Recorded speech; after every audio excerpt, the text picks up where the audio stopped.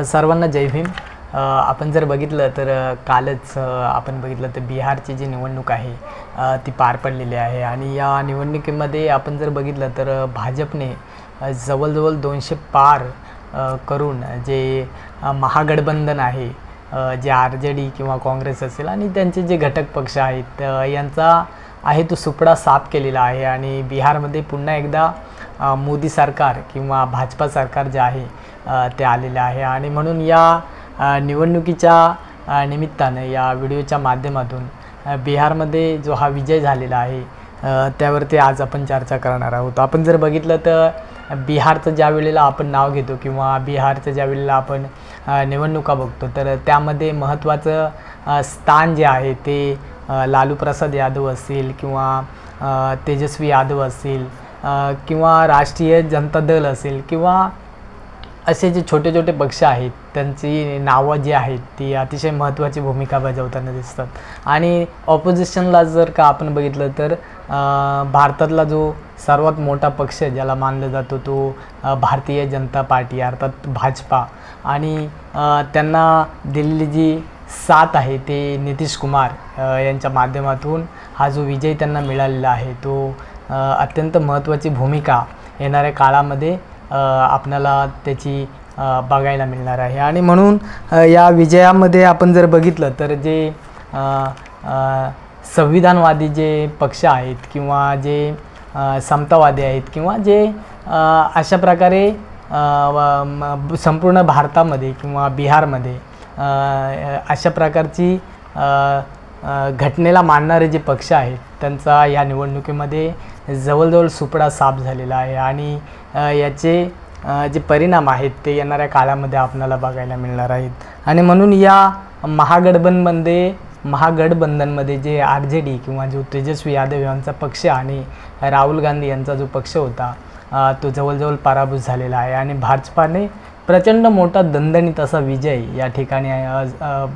मिळवलेला आहे आणि याची संपूर्ण जे परिणाम आहे त्याचे संपूर्ण जे भार आहे तो संपूर्ण भारतामध्ये बघितला जातो आणि म्हणून हा जो विजय आहे तो संपूर्ण भारताच्या दृष्टिकोनातून अतिशय महत्त्वाचा असं मानला जातो। आणि म्हणून या निवडणुकीमध्ये कशाप्रकारे काँग्रेसची किंवा इतर पक्षांची जी हार झालेली आहे त्याची जर आपण छोटी छोटी कारणं बघितलं तर सर्वात महत्त्वाचं जे कारण आहे ते त्यांच्यामध्ये बॉन्डिंग नव्हतं। आपण जर बघितलं तर जे तेजस्वी यादव आहेत किंवा जे राहुल गांधी आहेत यांच्यामध्ये बॉन्डिंग नव्हतं। आपण जर बघितलं तर इंदिरा गांधींच्या अगोदरचा किंवा त्यांच्या जीवनापर्यंत जी काँग्रेस होती आणि आता जी काँग्रेस आहे याच्यामध्ये प्रचंड आसमानाचा फरक जाणवतो आहे। त्याचबरोबर जे राहुल गांधी आहेत किंवा जे तेजस्वी यादव आहेत त्यांच्यामध्ये असलेलं जे बॉन्डिंग आहे ते देखील क्लिअर कट आपणाला दिसत नाही आहे किंवा त्यांच्यामध्ये असलेलं जे कम्युनिकेशन्स ते देखील या ठिकाणी आपल्याला फार कमी जाणवतं। आपण जर इंदिरा गांधींच्या अगोदरचा भारत बघितला तर अगदी देशापासून, राज्यापासून, तालुक्यापासून किंवा गावागावामध्ये जे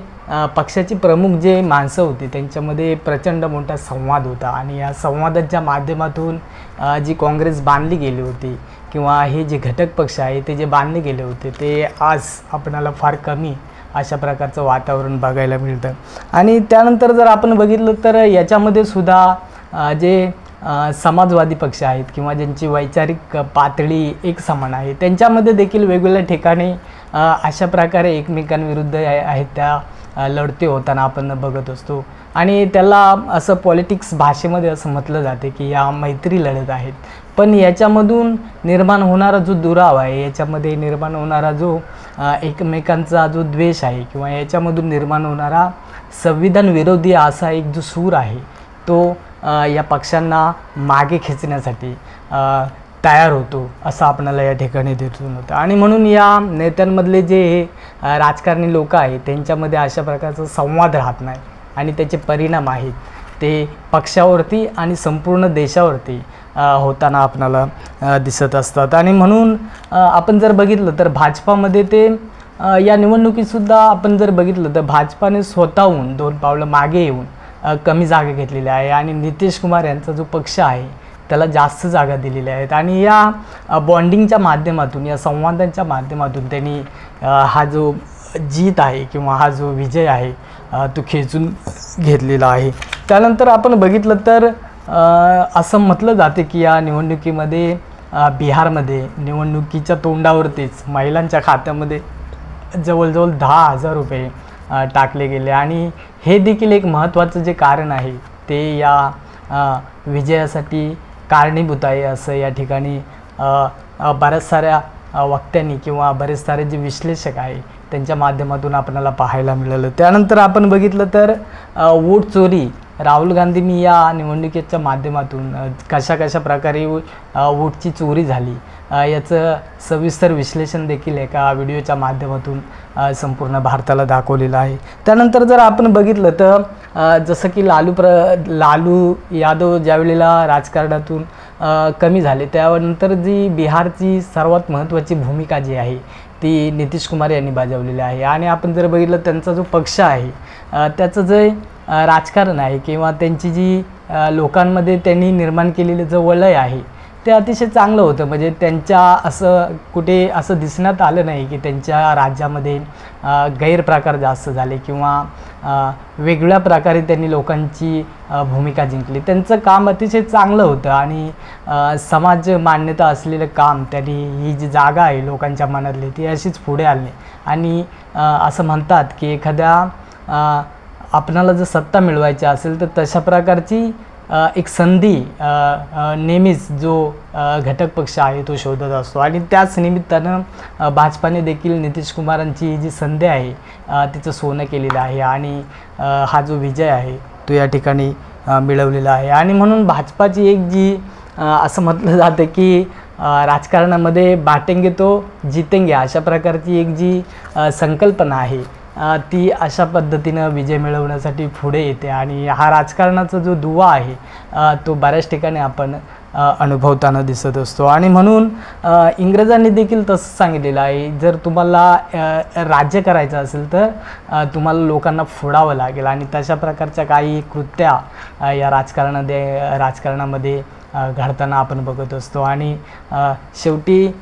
प्रत्येक जो हा पक्ष आहे तो आपली सत्ता येण्यासाठी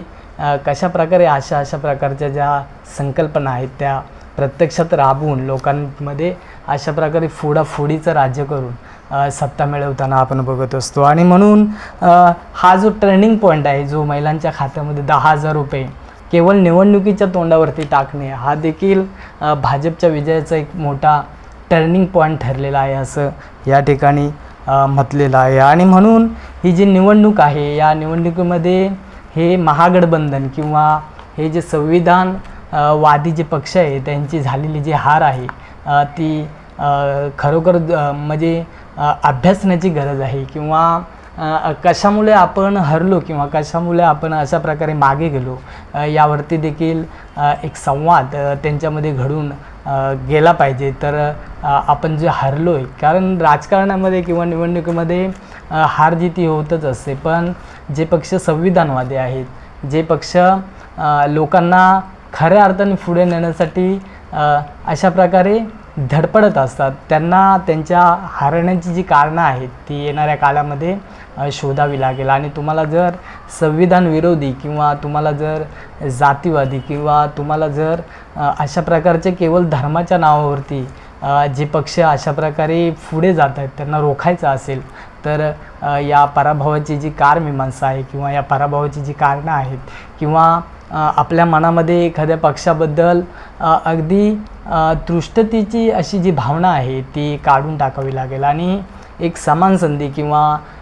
एक सन्मानाची वागणूक किंवा एक सन्मानाचं जागा वाटपाचं जे क्षेत्र आहे किंवा जी विचारसरणी आहे ती या पक्षांना येणाऱ्या काळामध्ये जोपासावी लागेल. आणि म्हणून जर आपण बघितलं तर आजच्या या राजकारणामध्ये लोकांना कसं धर्माकडे खेचलं जाते किंवा लोकांना कसं केवळ मंदिरांकडे किंवा त्यांच्या देवांच्या नावावरती राजकारण करून कसं त्यांचे जे मूलभूत प्रश्न आहेत त्यापासून कसं अलिप्त ठेवलं जाते किंवा त्यांना कसं केवळ तीर्थांकडे नेलं जाते किंवा त्यांना कसं पूजेच्या माध्यमातून त्यांचे जे मूलभूत असे जे घटक आहेत ते बाजूला ठेवून लोकांच्या मनामध्ये कशी धार्मिक द्वेष पसरवला जातो आहे याकडे आपल्याला कटाक्षाने पाहावं लागेल। आणि म्हणून या गोष्टींना जर दुजोरा द्यायचा असेल, या गोष्टींना थांबवायचं असेल, या गोष्टींना कायमची कलाटणी द्यायची असेल तर येणाऱ्या काळामध्ये जे हे संविधानवादी पक्ष आहेत यांना संविधानाचं खरं मर्म पुन्हा एकदा अभ्यासावं लागेल किंवा संविधानवादी जी लोक आहेत त्यांच्यामध्ये अशा प्रकारे राजकारणाची एक शिस्त निर्माण करावी लागेल किंवा खरे असं म्हणतात की जे अभ्यासू लोक असतात किंवा जे आपल्या पक्षाप्रती इमानदार राहतील किंवा जे आपल्या पक्षाला खऱ्या प्रकारे न्याय देतील अशा लोकांचा समूह निर्माण करणे ही या पक्षांसमोर फार मोठं आव्हान निर्माण झालेलं आहे। आणि म्हणून येणाऱ्या काळामध्ये अशा प्रकारच्या पक्षांना तुम्हाला रोखायचं असेल, अशा प्रकारे विजय रोखायचा असेल किंवा हा विजयाचा सिलसिला जर का असाच पुढे चालू राहिला तर येणाऱ्या काळामध्ये संविधानाची जी अंतर्भूत ज्या गोष्टी आहेत त्या अतिशय येणाऱ्या काळामध्ये आव्हानात्मक ठरतात। आणि किंवा अशा प्रकारे जे निवडणूक आयोग आहे त्यांनी जर अशाच प्रकारे दुर्लक्ष करत राहील तर येणाऱ्या काळामध्ये ह्या ज्या निवडणुका आहेत त्या अशाच प्रकारे धर्माच्या, जातीच्या किंवा लोकांच्या मनामध्ये द्वेष पसरवणाऱ्या संकल्पना पुढे येत राहतील। आणि याकडे कटाक्षानं बघण्याची या संविधानवादी पक्षांची ही काळाची गरज बनलेली आहे। आणि म्हणून हा जो विजय आहे तो शेवटी तुम्हाला मान्यच करावा लागेल किंवा आपणाला तो मान्यच करावा लागेल। पण येणाऱ्या काळामध्ये संविधान टिकवायचं असेल तर या संविधानवादी घटक पक्षांना एका वेगळ्या नजरेने एकत्र येण्याची किंवा एका विशिष्ट विचारसरणीने एकत्र येण्याची काळाची गरज आहे असं मला या ठिकाणी वाटतं। एवढंच या विजयाच्या माध्यमातून मला सांगायचं होतं। आणि म्हणून आता जो हा लाल जो उधळलेला आहे तो येणाऱ्या काळामध्ये बिहारचं चित्र कशा पद्धतीनं बदलतोय की महाराष्ट्राचं पुन्हा बिहार करण्यासाठी अशा प्रकारे निर्माण करतोय की काय हे येणाऱ्या काळामध्ये बघावं लागेल। आणि या व्हिडिओच्या माध्यमातून एवढंच मला या ठिकाणी तुम्हाला सांगायचं होतं। शेवटी निवडणुका या जिंकण्यासाठी असतात किंवा हरण्यासाठी असतात। जो त्यांच्या पद्धतीनं प्रयत्न करतो तो नेहमी जिंकतोच। आणि म्हणून शेवटी हा दणदणीत विजय आहे आणि तो भाजपाने या ठिकाणी मिळवलेला आहे। त्याबद्दल सर्वांना थँक्यू बोलतो आणि या ठिकाणी तुमचे रजा घेतो। जय भीम।